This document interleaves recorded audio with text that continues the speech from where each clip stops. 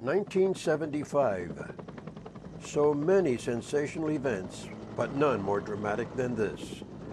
Helicopters airlift the last evacuees off the American embassy roof, just barely ahead of the advancing Communist Army. The climax of the year's biggest story. The collapse in South Vietnam began in March when the government ordered the withdrawal from the Central Highlands. The retreat became a rout, and the rout became blind panic as troops fled before the communist armies.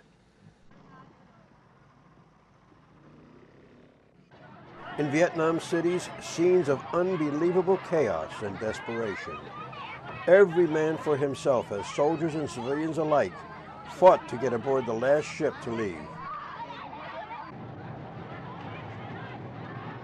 One of the uglier scenes was this airport, where South Vietnamese troops pushed women and children aside to claim the last transport plane for themselves.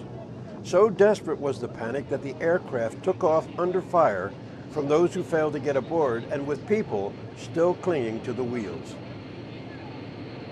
As the flight from Saigon began, red tape was ignored to allow 2,000 war orphans to leave on special mercy flights to America and Europe.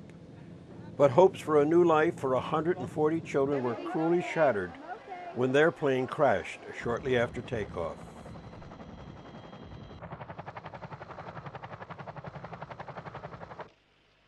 With total defeat staring him in the face, President Thieu resigned and left the country, literally accusing the Americans of abandoning Vietnam.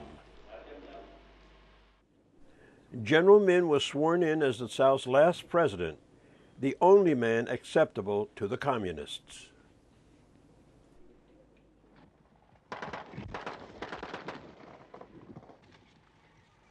In the last week of April, the final battle of the war at Newport Bridge on the outskirts of the capital. The Vietnamese suffered heavy casualties for a cause already lost.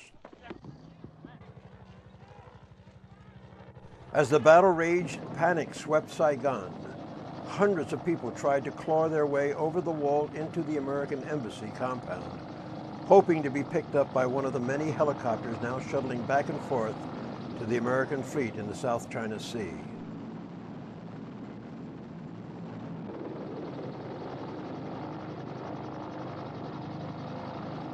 On board the ships, the scene was fantastic. Helicopters queued up with light aircraft as Vietnamese pilots used anything that could fly to make their way from the mainland. Among the refugees, former Vice President Key. To make more room on the flight decks, helicopters were pushed over the side in the last crazy expense in a $200 billion war.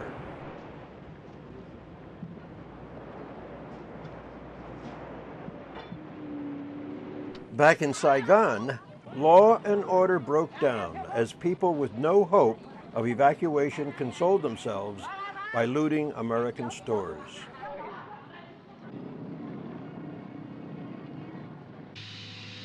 "5 hours after the last helicopter had left, the first communist columns entered Saigon. North Vietnamese tanks are flying the Viet Cong flag. They trundled into the grounds of the presidential palace, where General Minh calmly surrendered his country in a simple ceremony.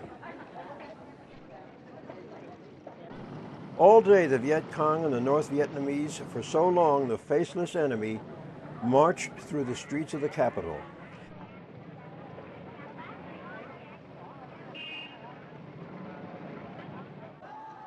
In the next few days, monuments of the old regime were torn down, and Saigon's markets got a new look. Communist flags and posters of Ho Chi Minh appeared among the vegetables. For Hanoi, it was Minh's prophecy come true.